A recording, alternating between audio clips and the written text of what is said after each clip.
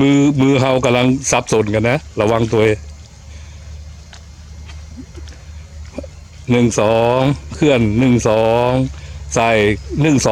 2เคลื่อน1 2ใส่อันตลอดเลยนะแล้วกับประเดี๋ยวเนี่ยเขาไว้ไก่กันน้ำไปไว้ไก่จากจุดน้ำไปเขาไปแก้ตรงนั้นเนี่ยคือมันเข้ามาใกล้ๆกันที่สุดเท่าที่ใกล้ได้เพราะว่าถ้าไก่แล้วปุ๊บมันจะกินพื้นที่มันจะใช้เวลาในการทำโอเค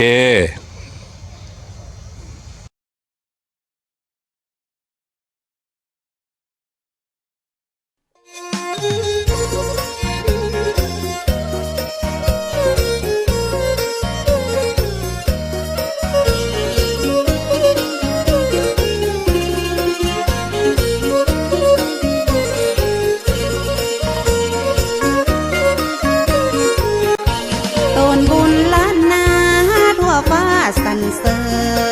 ญเป็นห่มพอเงินพอทองแผ่กว้างผู้บาสีวิจัยเป็นพระผู้สร้างเป็นที่เก่าขานเล่าสืบกันมา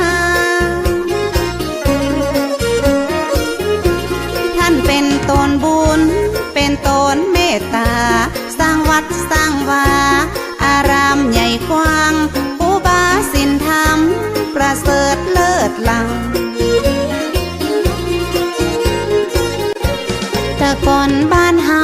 ปากันย่างเตียวตีมีข้าฝุ่นข้าดินตุกยากอยากการตู้เย็นทีวี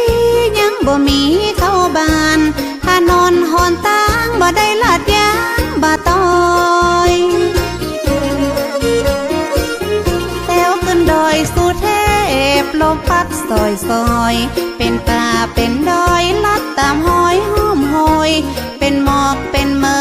ยปัดเจยจุ่มหนึ่ง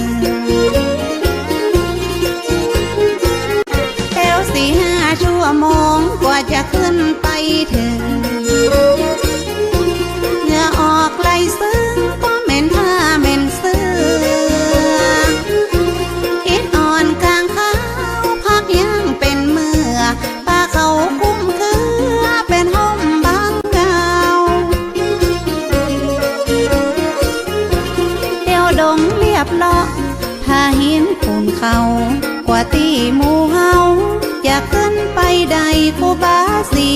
วิจัยต้านห่วงใยเจนเราหลวงศรีประกาศและกราบนมัสการ